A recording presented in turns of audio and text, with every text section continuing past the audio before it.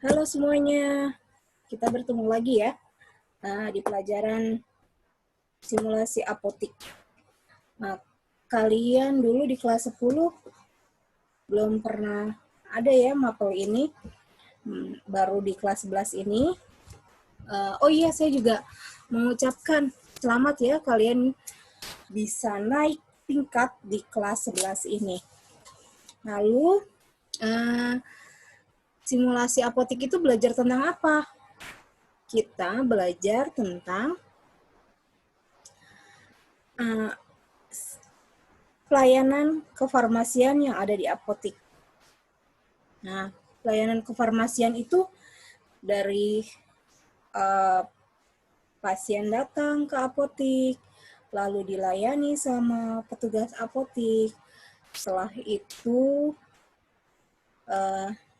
resep dikerjakan, diserahkan obatnya ke pasien, lalu pengadaan obat,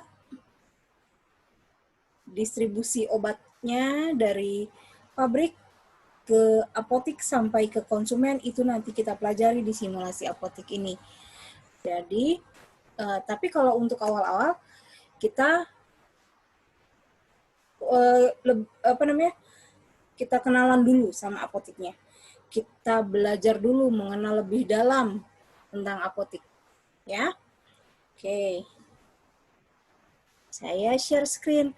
Oh iya, PPT saya sudah share di kelas, jadi kalian bisa print handout-nya untuk belajar, untuk kalian pelajari ya.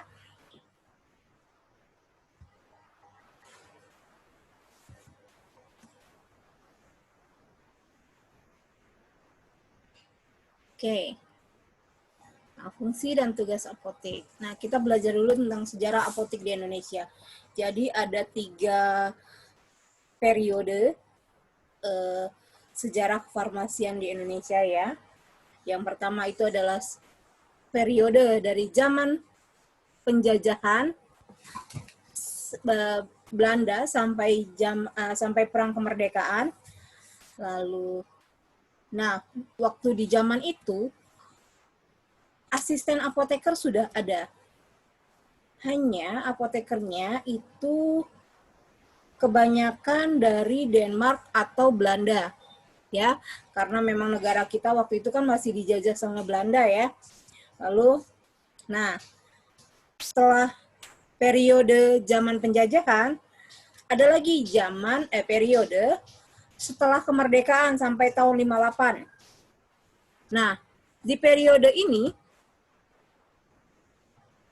namanya juga sudah merdeka ya, jadi asisten apoteker sudah bermunculan, sudah meningkat jumlahnya. Lalu apoteker perlahan-lahan ada di Indonesia.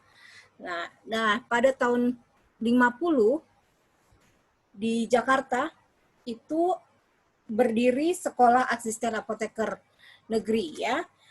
Pertama tuh di Indonesia. Ya, itu SAA di kalau sekarang namanya Poltekkes. Koreksi kalau saya salah ya. Dulu itu namanya SAA negeri. Nah, waktu zaman saya itu namanya SMF Depkes. SMF Depkes itu adanya di Salemba. Ya. Nah, sekarang sudah berubah menjadi Poltekkes. Nah, setelah itu periode tahun 58 sampai tahun 67. Nah, ini di era ini industri farmasi sudah mulai ada, lalu obat-obatan sudah diproduksi di dalam negeri. Nah, di era ini juga pemerintah mengeluarkan PP nomor 26 tahun 65 tentang perapotekan.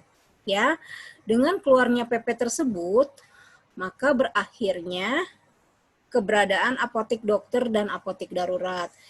Apotik dokter dan apotik darurat itu apa? Apotik dokter itu dokter praktek langsung memberikan obatnya dulu, ya. Kalau apotik darurat itu apotik yang penanggung jawabnya adalah asisten apoteker. Oke. Nah, pada tahun itu setelah dikeluarkan PP nomor 26, akhirnya keberadaan apotek dokter dan apotek darurat itu sudah dihilangkan. Oke. Next.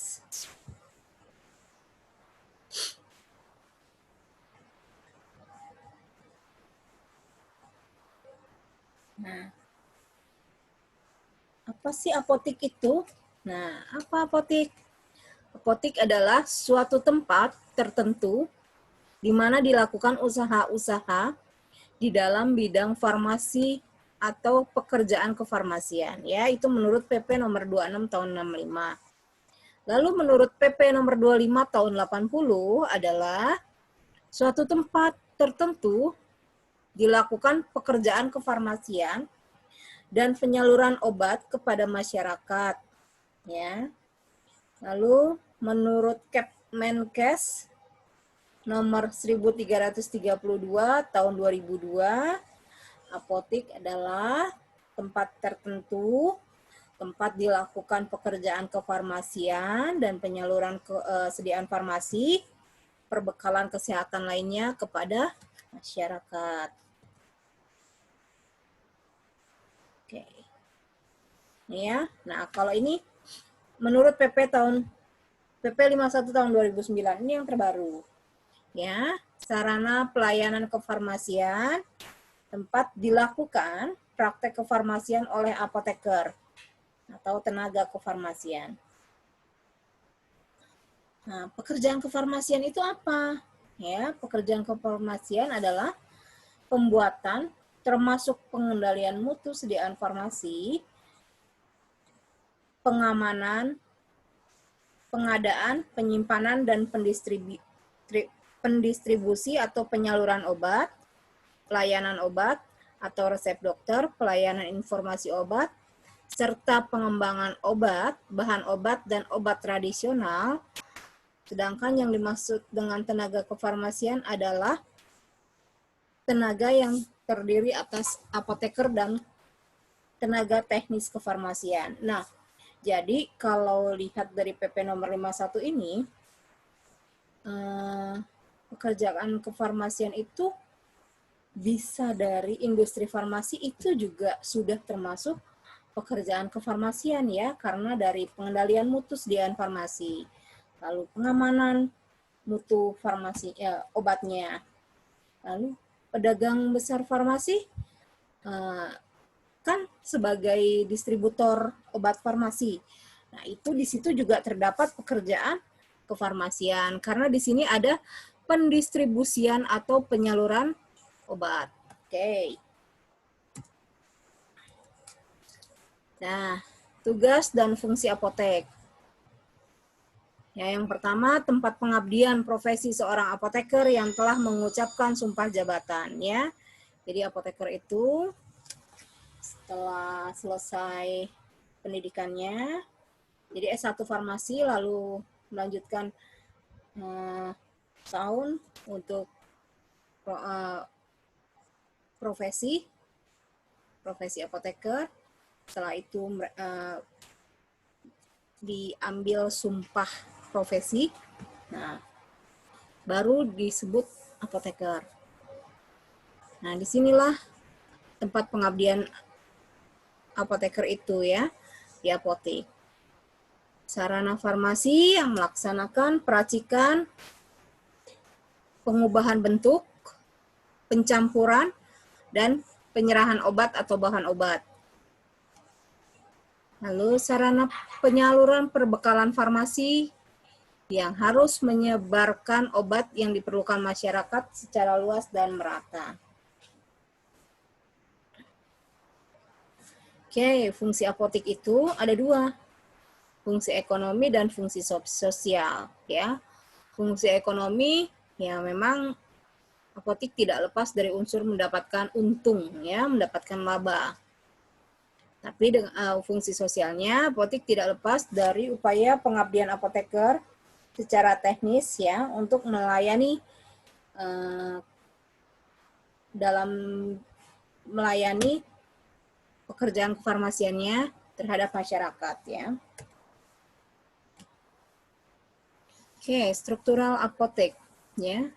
Apotek itu dikelola oleh seorang apoteker, pengelola apotek. Ya.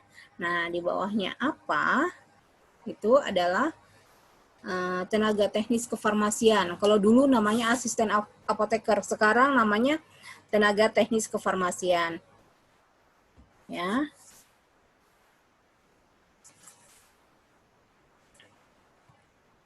Nah, ini adalah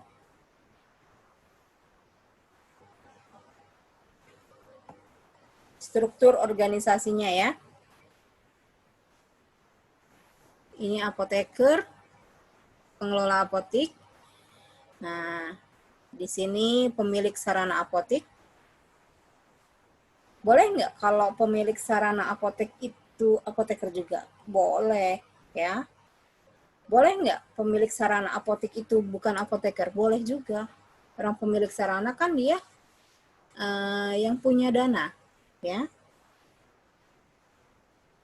Lalu di sini ada apoteker, pengelola apotek yang bertanggung jawab dalam satu apotek itu. Nah, di sini ada apoteker pendamping, ya. Nah, di sini ada asisten apoteker, ada tata usaha, petugas gudang, bendahara, ya. Di sini juru resep, kasir.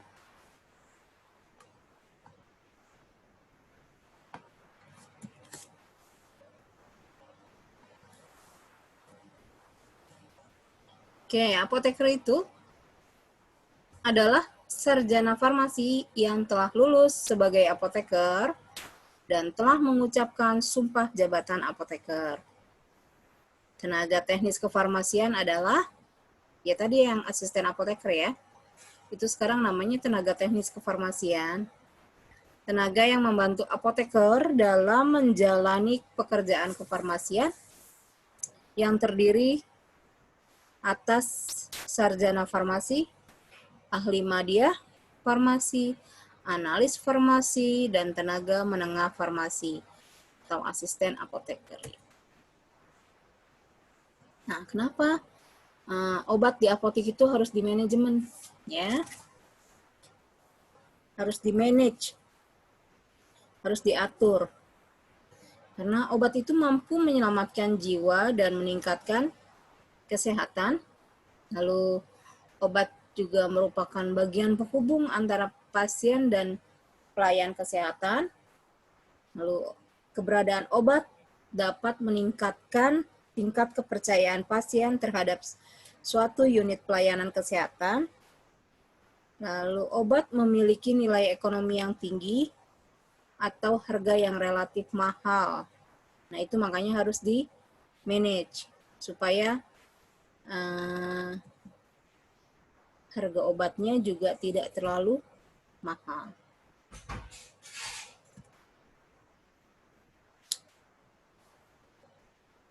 Empat fungsi dalam siklus manajemen obat. Fungsi seleksi itu ialah merupakan kegiatan pemilihan obat-obat mana yang akan diadakan. Jadi biasanya tergantung dari kebutuhan masyarakat sekitar, ya. Nah, yang banyak, misalkan di apotek ini, di apotek A dengan apotek B beda kebutuhannya. Misalkan di masyarakat yang dekat apotek A itu kebanyakan masyarakatnya seringnya membeli obat asam mefenamat misalkan. Nah, di apotek B belum tentu asam mefenamat juga yang fast moving. Fast moving itu yang sering laku ya. Di apotek B misalkan yang sering keluar obatnya itu adalah obat batuk. Nah, ini harus di manage, jadi dilihat Oh, jadi nggak semua obat diadain di apotik. Jadi tergantung juga sama kebutuhan masyarakat sekitar. Lalu fungsi pengadaan mencakup kegiatan perhitungan perencanaan, kebutuhan obat, pemilihan metode, pengadaan, pengelolaan pelelangan, melakukan ikatan kontrak sekaligus mengawasi ketaatan terhadap pengadaan obat, pengendalian persediaan obat, dan pengawasan mutu. Nah, fungsi distribusi meliputi kegiatan pengelolaan fasilitas penyimpanan obat, pengendalian persediaan, pengelolaan distribusi, dan pengelolaan transportasi, ya. Nah, ini misalkan apoteknya melayani delivery order. Nah, ini patut dipikirkan juga pengelolaan transportasinya, ya. Fungsi penggunaan obat meliputi kegiatan diagnosa, penulisan resep, pelayanan resep, dan memastikan obat digunakan oleh pasien secara benar. Ini manajemen obat dan perbekalan farmasi di apotik. Ya, ini muter aja ya, palingan begini-gini aja. Pemilihan seleksi obat, penyediaan atau pengadaan, lalu disimpan dan didistribusi. Penyimpanan itu biasanya di gudang ya, atau di etalase. Lalu penggunaan, ini biasanya langsung ke pasien.